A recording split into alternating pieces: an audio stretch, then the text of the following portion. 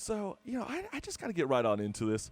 I mean, last time I had you in November, I was making fun of the theme park rides, and we talked about the whole Martin Scorsese thing. But now I got to go into fence mode a little bit for those theme park rides. I was a little shocked about this, and the more and more I think about it, I'm like, why hasn't the Avengers Endgame got nominated in the Oscars? I mean, it blew out so much record-breaking numbers at the Right. box office. How is that not at least considered a Best Picture film? I mean, Best Picture has nothing to do with the money part of this, right? Mm, Although the Joker, was the eighth highest right. earner, and it is a Best Picture nominee. And last year, Black Panther was the number one earner, and it also was a Best Picture nominee. And I think what we have to remember is that really what the Oscars are about are looking at films based on what the films are and not thinking so much about the box office. Avengers Endgame definitely already got its award, right? It got its Yeah. award just at the box office. Yeah. Yeah. Um, That's all they it- really care about.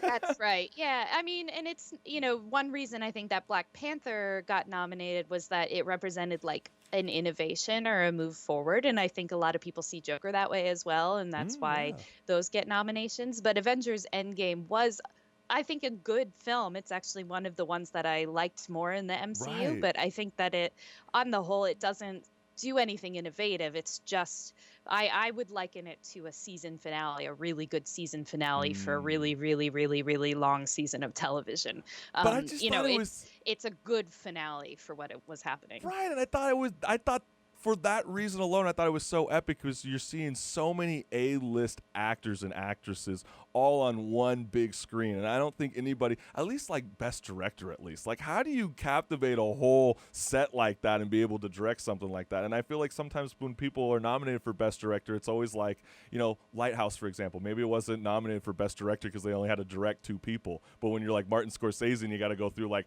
thousands of different costume designs and all these extras and Mm-hmm. stuff.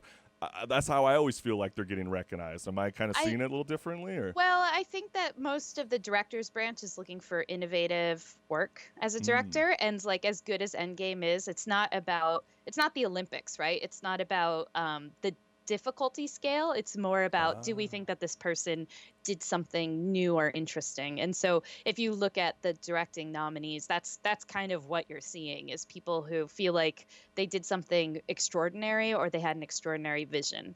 And the director's branch of the Academy nominates those people, and then everyone votes on them. So that's how most of those nominations work. that's actually a really interesting take. And and my biggest thing is too that I'd actually starting to learn something. That was actually kind of crazy. So we I loved never having you thought on, of it like that. Alyssa. Sorry, I kind of like lost my thought because I was listening in so